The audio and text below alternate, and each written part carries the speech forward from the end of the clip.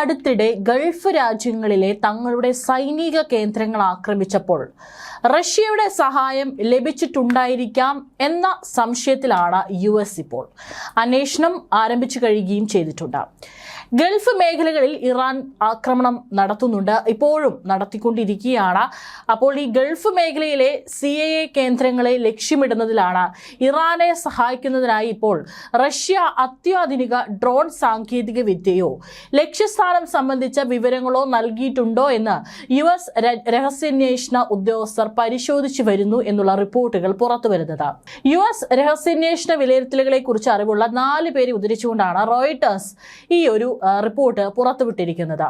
ഈ ആക്രമണങ്ങളിൽ മോസ്കോയ്ക്ക് എന്തെങ്കിലും പങ്കുണ്ടോ എന്ന കാര്യത്തിലാണ് രഹസ്യാന്വേഷണ ഏജൻസികൾ ഇതുവരെ അന്വേഷണം നടത്തുന്നത്. പക്ഷേ അന്തിമ നിഗമനത്തിൽ എത്തിയിട്ടില്ലെന്നാണ് ഉദ്യോഗസ്ഥർ റോയിട്ടേഴ്സിനോട് വ്യക്തമാക്കിയിരിക്കുന്നത്.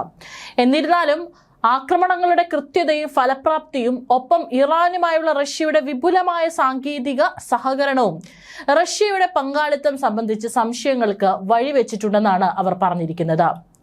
ഗൾഫ് മേഖലകളിലെ അമേരിക്കൻ ലക്ഷ്യങ്ങൾക്കെതിരെ ഇറാൻ നടത്തിയ ആക്രമണങ്ങൾക്ക് റഷ്യയുടെ പിന്തുണയുണ്ടായിരുന്നു എന്ന കാര്യം US ഉദ്യോഗസ്ഥർ നേരത്തെ സമ്മതിച്ചിരുന്നതാണ്.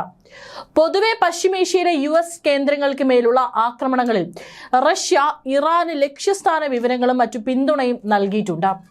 അത് പിന്നീട് സമ്മതിക്കുകയും ചെയ്തിട്ടുണ്ട്.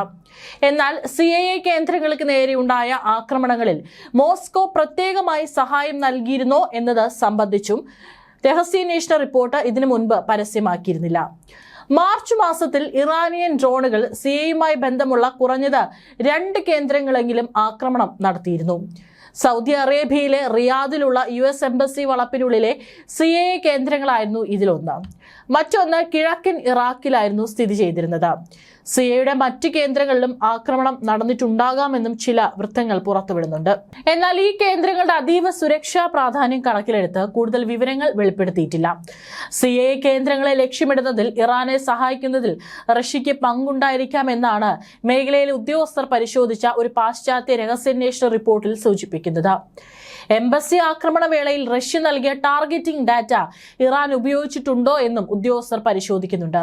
അതായത് ഇത്തരത്തിലുള്ള കേന്ദ്രങ്ങൾ ആക്രമിക്കണമെങ്കിൽ ഇറാന് കൃത്യമായിട്ട് റഷ്യയുടെ സഹായം ലഭിച്ചിട്ടുണ്ട് എന്ന് തന്നെയാണ് അമേരിക്ക കരുതുന്നത്.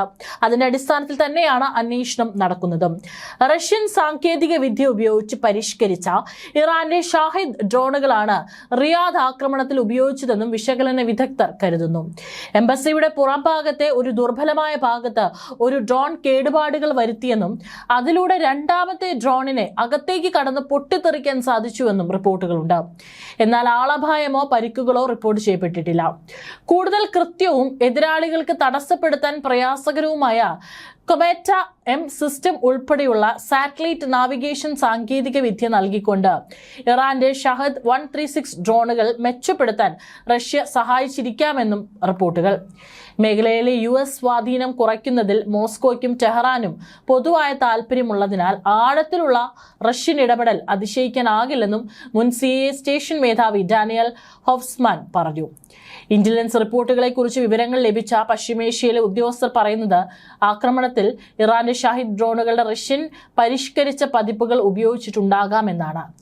ജോർദാനിലെ US വ്യോമതാവളത്തിന് നേരെ നടന്ന ആക്രമണത്തിന് ശേഷമാണ് ഇറാൻ ബാലിസ്റ്റിക് മിസൈലുകൾ ഉപയോഗിച്ച് സൈനിക ബാരക്കുകൾ തകർക്കുകയും 2 സൈനികർ കൊല്ലപ്പെടുകയും ചെയ്തത്.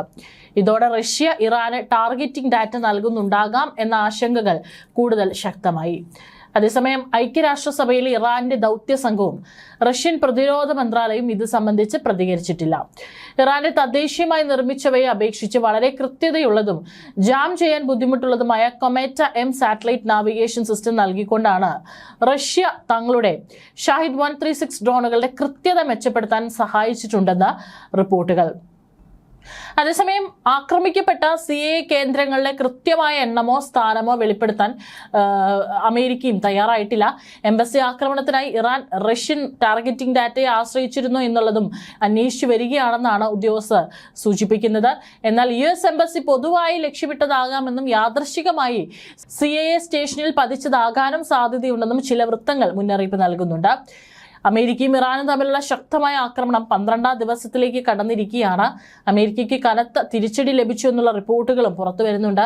ഖത്തറിലെ അമേരിക്കൻ സൈനിക താവളമായ അൽ ഉദൈദ് ഒഴിവാക്കി US സൈന്യം പിന്മാറി എന്നാണ് വാർത്ത.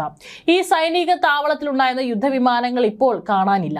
പശ്ചിമേഷ്യയിൽ അമേരിക്കൻ സൈന്യത്തിന്റെ ഏറ്റവും വലിയ വ്യോമതാവളമാണ് ദോഹയ്ക്ക് തെക്കുള്ള അൽ ഉദൈദ്. ഇവിടെ അമേരിക്കയുടെ 10,000-ലധികം സൈനികർ തമ്പടിച്ചിരുന്നു.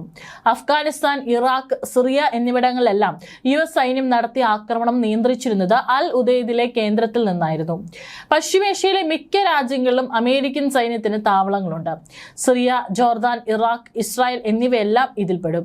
GCCയിൽ ഒമാനിൽ ഒഴികെ 5 രാജ്യങ്ങളും US സേനാ കേന്ദ്രങ്ങൾ പ്രവർത്തിക്കുന്നുണ്ട്. ആവശ്യമെങ്കിൽ സർക്കാർ അനുമതിയോടെ ഒമാനിലെ താവളങ്ങളും ഉപയോഗിക്കാമെന്നാണ് ധാരണ. അമേരിക്കൻ സൈന്യം ഇറാനിൽ ആക്രമണം നടത്തുന്ന വേളയിൽ ഇറാൻ സൈന്യം തിരിച്ചടിക്കുന്നത് പശ്ചിമേഷ്യയിലെ US താവളങ്ങളിലാണ്. ഇതിൽ ഏറ്റവും കൂടുതൽ ആക്രമണം നേരിട്ട US താവളങ്ങളിൽ ഒന്നാണ് ഖത്തറിലെ അൽ ഉദൈദ്. ഇവിടേക്കുള്ള ഇറാന്റെ മിസൈലുകളിൽ മിക്കതും ആകാശത്ത് വെച്ച് തന്നെ തടഞ്ഞിരുന്നു. എന്നാൽ പലതും താവളത്തിൽ പതിക്കുകയും ചെയ്തു. അൽ ഉദൈദ് താവളത്തിൽ വലിയ നഷ്ടമാണ് അമേരിക്ക നേരിട്ടത് എന്ന് നേരത്തെ വാർത്തകളുണ്ടായിരുന്നു. ഇവിടെയുള്ള US സൈനിക വിമാനങ്ങൾ അപ്രത്യക്ഷമായിരിക്കുകയാണ് ഇപ്പോൾ. നേരത്തെ 17 യുദ്ധവിമാനങ്ങളാണ് ഉണ്ടായിരുന്നത്. ഇത് 3ആയി ചുരുങ്ങിയിരുന്നു. ഇപ്പോൾ അതും കാണാനില്ല എന്ന് ഉപഗ്രഹ ചിത്രങ്ങൾ ചൂണ്ടിക്കാട്ടി ഇറാൻ മാധ്യമങ്ങൾ റിപ്പോർട്ട് ചെയ്യുന്നു. സൈനിക ഉപകരണങ്ങൾ നഷ്ടമാകുന്നത് അമേരിക്കയ്ക്ക് വലിയ തിരിച്ചടി നൽകും. യുദ്ധം തുടങ്ങുന്നതിന് മുന്നോടിയായി അമേരിക്ക സൈനികരെ പുനർവിന്യസിച്ചിരുന്നു. സൈനിക ഉപകരണങ്ങൾ മാറ്റുകയും ചെയ്തിരുന്നു. അൽ ഉദൈദിലെ വിമാനങ്ങൾ അങ്ങനെ മാറ്റിയതാണോ ഇറാന്റെ ആക്രമണത്തിൽ തകർന്നതാണോ എന്ന് വ്യക്തമല്ല. അൽ ഉദൈദ് ഉൾപ്പെടെയുള്ള US താവളങ്ങളിൽ ഇപ്പോഴും ഇറാൻ ആക്രമണം നടത്തുന്നുണ്ട്.